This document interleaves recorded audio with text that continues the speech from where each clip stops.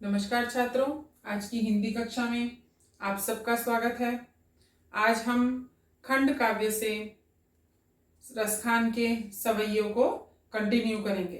पिछली वीडियो में मैंने आपको रसखान का सवैया नंबर 1 और 2 कराए थे। 2 सवैयों के अर्थ मैंने आपको समझाए थे और अब यहाँ पर हम तीसरे सवैये से शुरू करते हैं। आपको समझने में प्रॉब्लम अगर हो रही है तो आप बार बार वीडियो को चलाकर उसको ध्यान से सुनिए, शब्दार्थ पढ़िए, उनको समझिए और कोई प्रॉब्लम है तो आप मुझे व्हाट्सएप भी कर सकते हैं। और जब मैं आपकी डाउट क्लियरिंग क्लास लेती हूँ, आप उस क्लास में मुझसे पूछिए। मैं आप लोगों से पूछती हूँ कोई डाउट है, कोई डाउट है। डाउट का मतलब डाउट वो वाला डाउट नहीं कि नहीं भाई आपके पढ़ाने में डाउट है। डाउट मतलब आपको अगर कोई चीज क्लियर नहीं है, कोई चीज समझ नहीं आ रही है तो आप बेझिझक पूछिए। वो डाउट क्लास रखी इसीलिए गई है ताकि जो बच्चे हैं वो अपने आप को वहां पर एक्सप्रेस कर सकें, पूछ सकें कि उनको प्रॉब्लम क्या है। और मैं आपको इन्हीं काव्यांश के कुछ अतिरिक्त प्रश्न भी दूंगी जो कि आपको वो स्वयं करने होंगे और आप फिर मुझे उनके उत्तर लिखकर अपनी उत्तर पुस्तिका में लिखिएगा, नोटबुक में लिखिएगा और फिर आप वो मुझे भेजना, ठीक है। और फिर मैं साइन करके चेक करके उनको वापस आपको भेज दूंगी। तीसरा सवैया पढ़ते हैं। मोर पखा सिर ऊपर राखी हूं, गुंज की माल गले पहरिंगो। ओढ़ी पीताम्बर ले लकुटी बन, गोधन ग्वारिंग संग फिरोंगी। भावते वो ही मेरो रस खानी, सो तेरे कहे सब स्वांग धरोंगी। या मुरली मुरलीधर की अधरान धरी, अधराना धरोंगी। यहाँ पर 2 गोपियां आपस में बात कर रही हैं। मैंने आपको बताया है कि गोपियां भगवान श्री कृष्ण पर मोहित हैं, उनकी मुस्कान पर मोहित हैं, उनकी मुरली पर मोहित हैं, उनके रूप पर मोहित हैं। तो एक गोपी दूसरी गोपी से कहती है कि तू सिर पर मोर पंख रख ले, अर्थात मोर का मुकुट सजा ले। ऊपर राखी हूं, सिर पर अपने मोर का मुकुट सजा ले। गुंज के माल गले पहनूंगी, और गुंजों की माला को गले में पहन ले। अर्थात वो कहती है कि तू भगवान श्री कृष्ण के जैसा रूप धारण कर ले। तो सखी कहती है कि हाँ, मैं मोर के पंख को सिर पर धारण कर लूंगी, गुंजों की माल को गले में पहन लूंगी। और जिस प्रकार भगवान श्री कृष्ण पीताम्बर पहनते हैं, पीला वस्त्र पहनते हैं, मैं भी उन्हीं के समान पीताम्बर लेकर, लकुटी लेकर, लाठी लेकर वन में गोधन ग्वारिन, गोधन मतलब गाय, ग्वारिन संग फिरूंगी। वन में गायों के साथ गायों को चराऊंगी और ग्वालों के साथ वन में फिरूंगी, क्योंकि भगवान श्री कृष्ण ग्वालों के साथ गायों को चराते हुए घूमते थे। तो बिल्कुल वैसे ही एक गोपी दूसरी गोपी से कहती है कि तू भगवान श्री कृष्ण का रूप धारण कर ले। तो वो कहती है कि ठीक है, मैं सिर पर मोर का पंख रख लूंगी और गले में गुंजों की माला पहन लूंगी। गुंज जो होता है मोती जैसा फूल होता है। और पीताम्बर पहन लूंगी, हाथ में लाठी लेकर, गाय साथ में लेकर वन में ग्वालों के साथ चराते हुए गायों को घूमूंगी। भावतो वो ही मेरो रस खानी, सो तेरे कहे सब स्वांग करूंगी। क्योंकि मुझे तो वही रस खान भाता है। भगवान श्री कृष्ण को रस खान भी कहा जाता है। रस खान अर्थात रसों की खान, जिसमें सारे गुण समाहित हों, सारी कलाएं समाहित हों, सारा सौंदर्य, सारी सुंदरता समाहित हों, उसे रसखान कहते हैं, अर्थात रसों की खान। क्योंकि मेरे जी को तो वही रसखान भाता है। यहाँ रसखान भगवान श्री कृष्ण के लिए प्रयोग किया गया है। सो तेरे कहे सब स्वांग करूंगी, इसलिए जैसा जैसा तू कहती है वैसा वैसा सब स्वांग मैं करूंगी।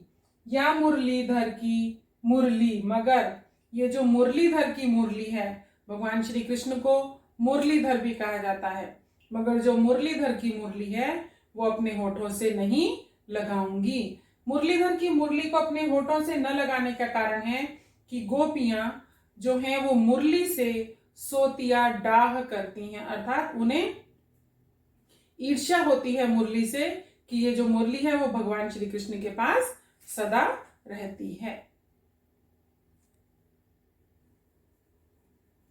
आगे का सवैया देखते हैं। काननी दे अंगुरी रही बो, जबही मुरली धुनी मंद बजे हैं।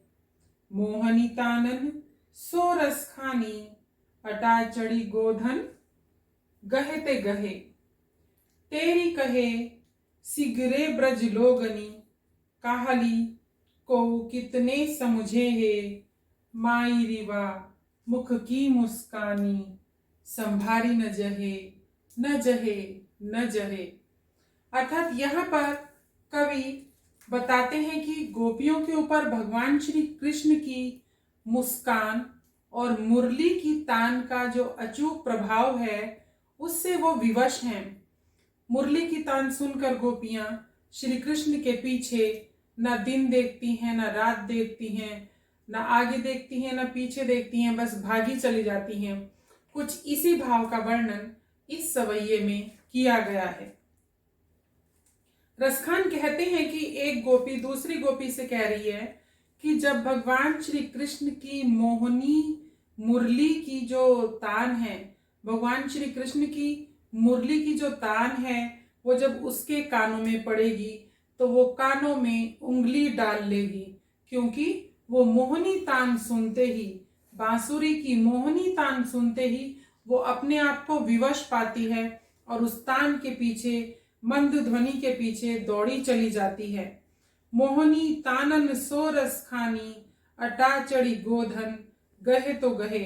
अब वो उंगली डाल लेगी, बिल्कुल भी नहीं जाएगी, चाहे जो कृष्ण हैं वो अटारी पर चढ़कर अर्थात छत पर सबसे ऊपर चढ़कर गोधन की धुन छेड़ दें।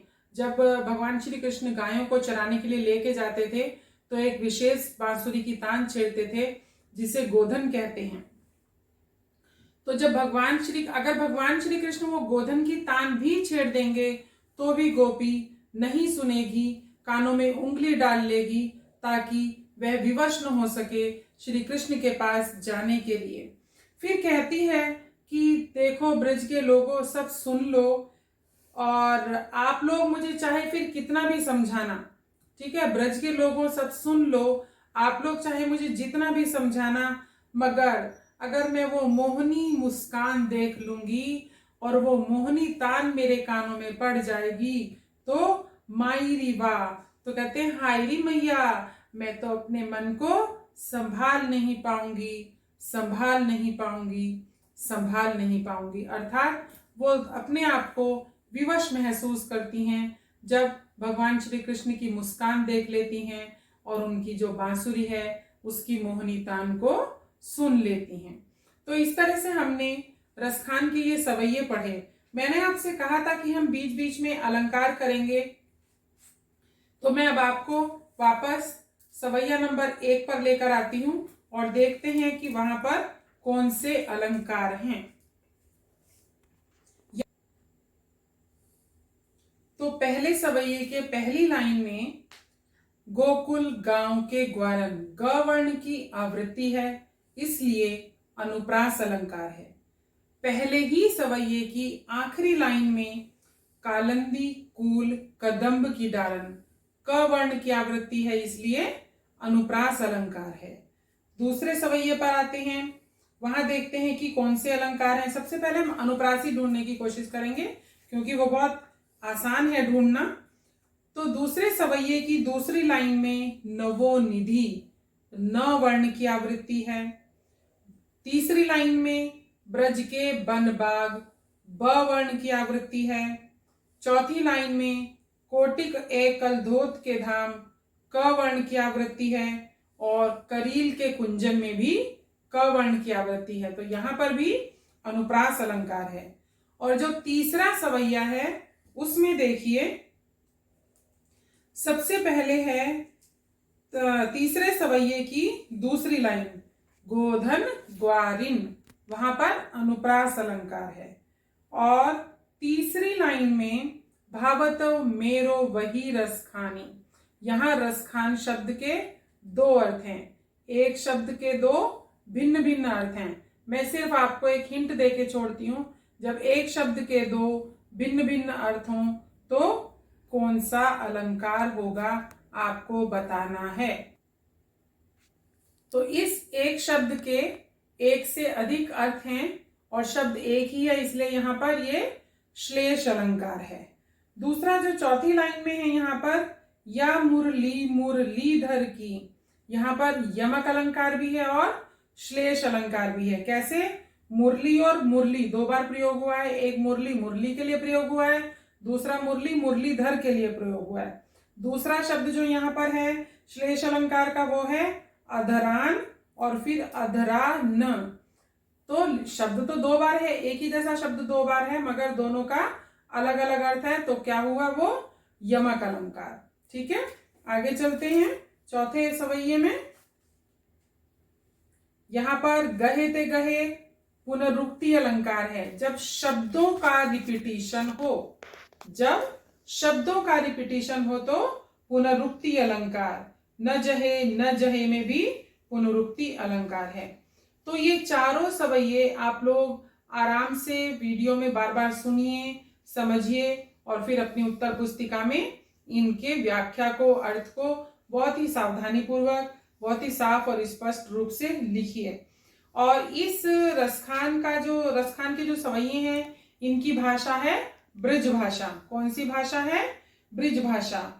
और छंद सवैया छंद कहलाता है ये। ठीक है, सवैये में लिखा है, जैसे कबीर के दोहे हैं, ललदर्दी के वाक हैं और रसखान के सवैये हैं। ठीक, तो इसी तरह से इसके कुछ प्रश्न उत्तर हैं जो कि मैं आपको पीडीएफ बना के सेंड कर दूंगी, भेज दूंगी। उन प्रश्न उत्तरों को भी आप अपनी उत्तर पुस्तिका में कीजिए। सबसे पहले अच्छी बात है, शब्दार्थ आपके एग्जाम में नहीं आएंगे, परीक्षा में नहीं आएंगे, मगर शब्दार्थ को पढ़ना आपको बहुत जरूरी है। 2-3 बार सारे शब्दार्थों को पढ़िए, तभी काव्यांश से जो प्रश्न आपको आएंगे करने के लिए आप उनको कर पाएंगे, अन्यथा नहीं। धन्यवाद।